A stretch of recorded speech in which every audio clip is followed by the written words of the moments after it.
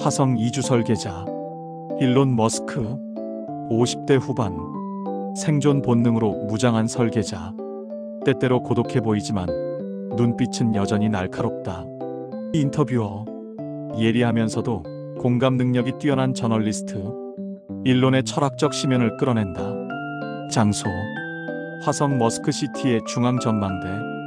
거대한 유리창 밖으로 붉은 대지와 희미하게 빛나는 푸른 점. 지구가 보인다. 벼랑 끝의 승부사. 거친 숨소리와 함께 금속이 뒤틀리고 거대한 엔진이 점화되는 폭발적인 굉음이 들린다. 사람들은 제가 승리에 중독되었다고 말합니다. 하지만 틀렸어요. 저는 패배의 공포에 중독된 사람입니다. 내 모든 재산이 하늘에서 불덩이가 되어 추락할 때 입안에서 비릿한 피맛이 느껴지는 그 순간, 그때 비로소 내가 살아있음을 느낍니다. 화성의 붉은 지평선 위로 거대한 스타쉽의 실루엣이 비친다. 일론이 카메라를 정면으로 응시하며 서늘한 미소를 짓는다. 일론, 오늘 당신에게 제 지옥을 보여드려도 될까요? 출생과 외로웠던 소년. 창밖의 지구를 바라보며 커피를 마시고 있다. K가 녹음기를 켠다.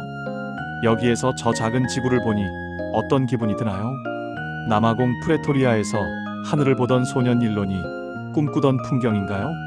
사실 그때는 화성까지는 생각 못했어요. 그저 현실에서 도망치고 싶었죠. 제 어린 시절은 솔직히 말해 끔찍했습니다. 학교에서는 매일같이 두들겨 맞았고 집안 분위기도 편안하지 않았으니까요. 방금 지옥이라고 하셨는데 그 시절의 구체적인 기억이 있나요?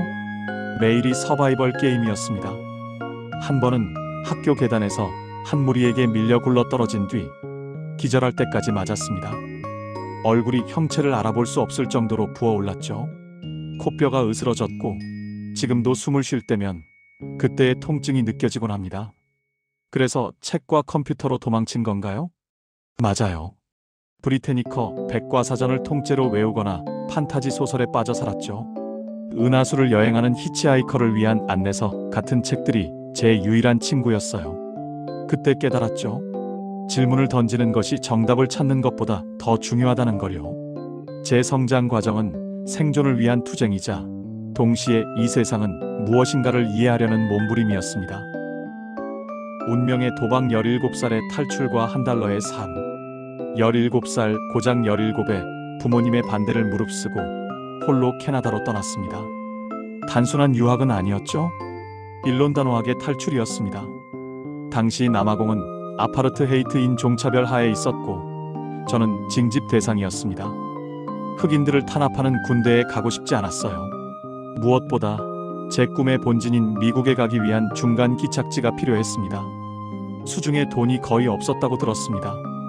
어떻게 버텼나요?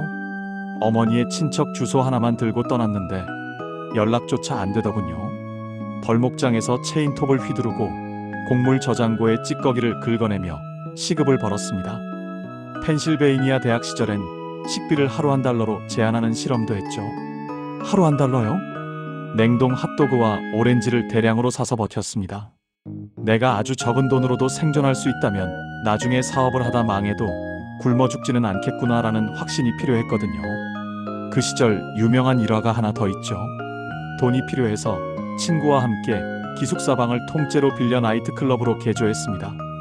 입장료 $5를 받고 저는 술 대신 물리학 법칙을 외우며 문 앞을 지켰죠. 그때 사람들의 욕망을 자본으로 만드는 법을 배웠습니다. 꿈, 그리고 처절한 실패와 성공. 당신의 꿈은 항상 인류의 구원과 연결되어 있었습니다. 하지만 과정은 순탄치 않았죠. 2008년을 기억하나요?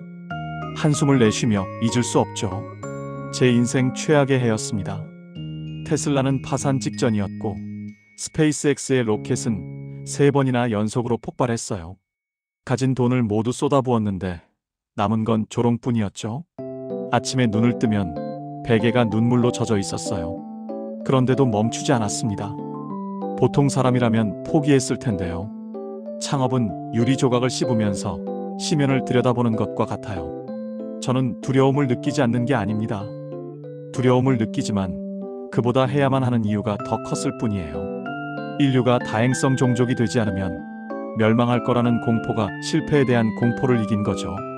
그리고 마침내 네 번째 발사가 성공했을 때 그건 제 인생 최고의 날이었습니다. 인간성과 특이점 천재인가 괴짜인가.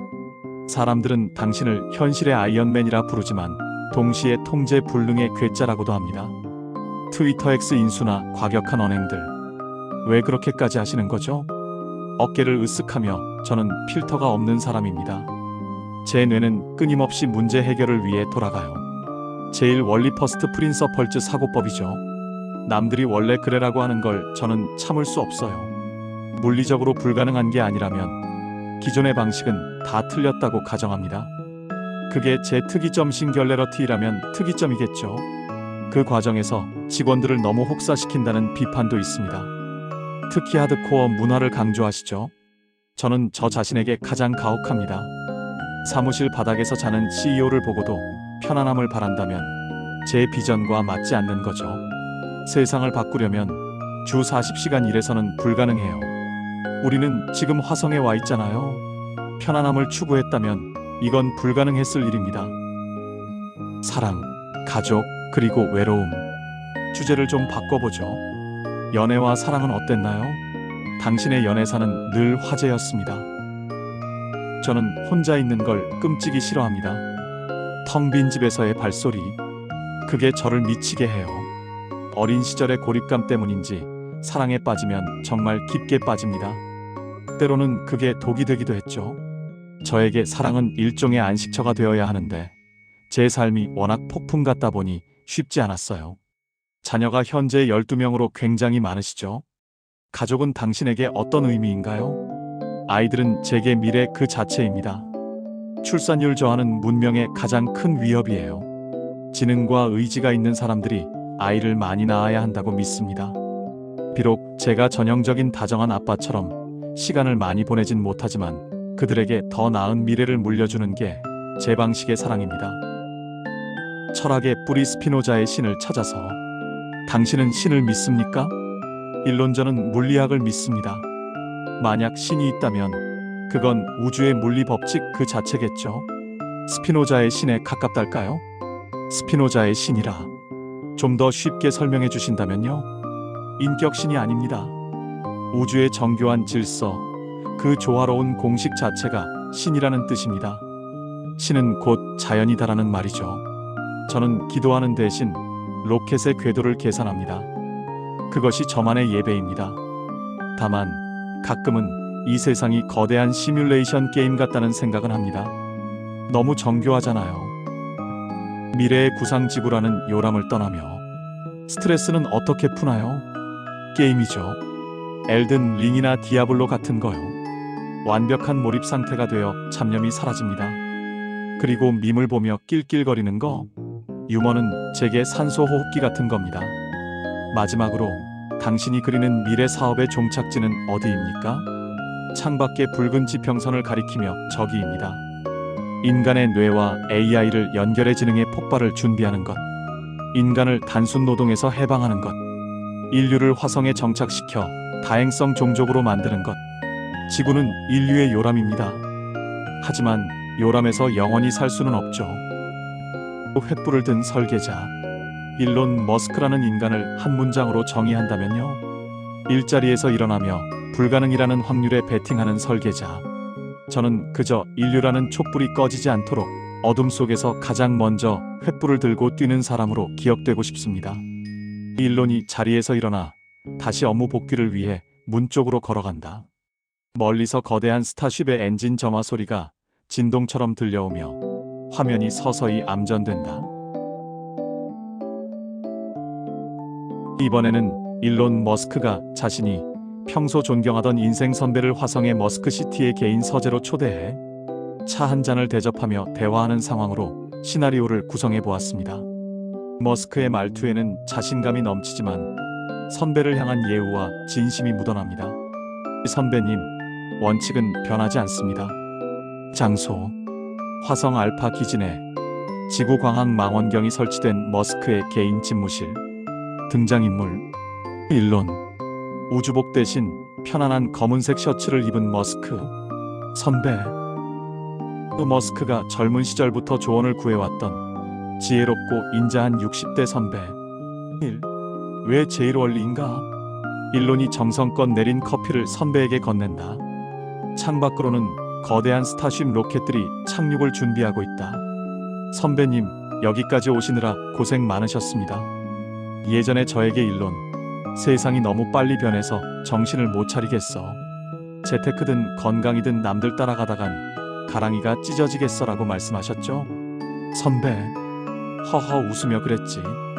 요즘은 자고 일어나면 새로운 기술이 나오니 나 같은 사람은 도통 뭘 믿어야 할지 모르겠단 말이야.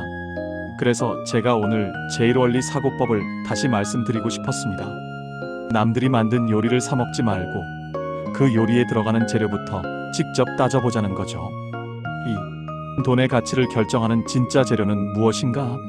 선배, 재테크도 재료부터 따질 수 있나? 다들 주식이니 부동산이니 남들이 돈 벌었다는 곳으로 우르르 몰려가잖아. 그게 바로 유추에 의한 사고입니다. 철수가 벌었으니 나도 벌겠지 하는 거죠. 하지만 머스크식 재테크는 모든 걸 다 해체합니다. 재테크의 제일 원리는 구매력의 유지와 확장입니다. 선배, 구매력?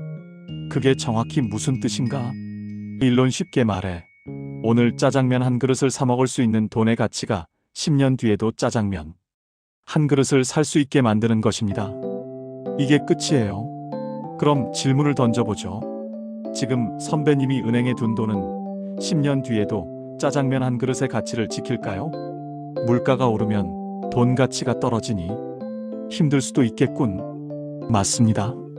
그럼 남들이 주식을 하니까가 아니라 내 돈의 가치를 갉아먹는 인플레이션을 이길 수 있는 물리적 자산은 무엇인가? 를 따지는 겁니다. 그게 기업의 소유권 주식일 수도 있고 한정된 자원금이나 비트코인일 수도 있죠. 유행을 보지 마시고 희소성과 성장성이라는 가장 원초적인 재료만 보세요. 그 재료가 썩지 않았다면 시장의 소음은 무시해도 됩니다. 3. 내 몸은 생물학적 기계입니다. 선배자네 말을 듣고 보니 재테크는 좀 명확해지는구먼. 그런데 건강은 어쩌나? 나이가 드니 기력이 달리고 여기저기 아픈 건 물리 법칙처럼 당연한 거 아닌가? 미소를 지으며 선배님, 제일원리 사고법에서 당연한 것은 없습니다. 물리학적으로 불가능한 게 아니라면 다 해결책이 있죠. 선배님의 몸을 하나의 생물학적 기계라고 가정해 보십시오. 기계가 잘 돌아가기 위한 필수 원료가 뭡니까? 선배, 좋은 연료를 넣고 적당히 가동하고 부품이 닳지 않게 관리하는 거겠지? 정확합니다. 건강의 제일 원리는 세포의 재생과 대사 효율입니다. 보약이나 비싼 영양제는 완제품일 뿐이에요. 그 전에 기초를 뜯어봐야 합니다. 연료 혈당을 급격히 올리는 쓰레기 연료를 넣고 있진 않은가? 가동근육이라는 엔진을 일주일에 최소 몇 시간 부하를 주고 있는가? 정비세포가 재생되는 유일한 시간인 수면의 질은 물리적으로 확보되었는가? 허허, 나이 탓을 하기 전에 내 엔진 근육 관리와 연료 음식 체크부터 하라는 소리군. 네, 나이가 들어서 아프다는 통념에 속지 마세요. 내 허벅지 근육량이 몇 kg인가? 라는 측정 가능한 물리적 수치에 집중하십시오. 수치는 거짓말을 하지 않습니다. 4. 마무리 설계자로 살 것인가? 관객으로 살 것인가? 선배, 자네랑 이야기하다 보니 세상 일이 생각보다 복잡하지 않다는 생각이 드네. 결국 밑바닥까지 쪼개서 진짜 사실이 뭔지 확인하면 되는 거였어. 맞습니다, 선배님. 대중의 의견은 대부분 틀립니다. 본질만 남기고 다 걷어내십시오. 그러면 선배님은 인생이라는 게임의 관객이 아니라 직접 미래를 만드는 설계자가 되실 수 있습니다. 일론이 자리에서 일어나 창밖의 화성 지평선을 가리킨다. 선배님, 저기 모래 폭풍이 오네요.